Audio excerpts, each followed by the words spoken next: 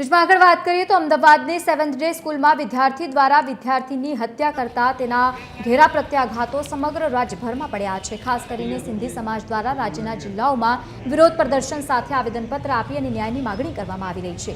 Patan general સિદ્ધિ પંચાયતના આગેવાનો સાથે સમાજના લોકોએ મોટી સંખ્યામાં ભેગા થઈને જિલ્લા કલેક્ટર કચેરી ખાતે એકત્રિત થઈ અને આવેદન આપ્યું છે। મૃતક વિદ્યાર્થીના પરિવારજનોને ન્યાય આપવામાં આવે તેવી માંગ સાથે જિલ્લા કલેક્ટરને આવેદનપત્ર આપ્યું છે। હત્યા કરનારની સાથે જે લોકો સંડોવાયેલા હોય તેઓની પણ સામે કડક કાર્યવાહી કરવામાં આવે તેવી પણ માંગ ઉઠી છે। 7th ડે સ્કૂલની માન્યતા રદ કરવામાં આવે તેવી પણ સમાજ દ્વારા માંગણી કરવામાં આવી છે।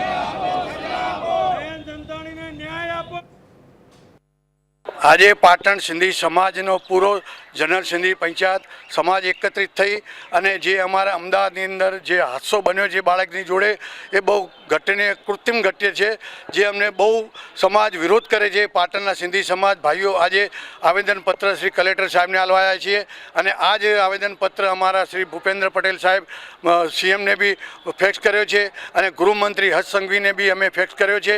તો અમારે સિંધી સમાજને ન્યાય જોઈએ અને ન્યાય મળવો જોઈએ। જે સ્કૂલે આના માટે કશું કર્યું નથી અને જે વખતે છોકરો તડફડિયા મારતો હતો એ વખતે પ્રિન્સિપાલ એમનો સ્ટાફ બધું જોઈ રહ્યો હતો। જો એ વખતે બાળકને હોસ્પિટલ લઈ ગયા તો શાયદ ભાઈ બાળક બચી ગયા, પણ એમની બેદરકારીના કારણે આજે બાળકે જાન ગુમાવી છે।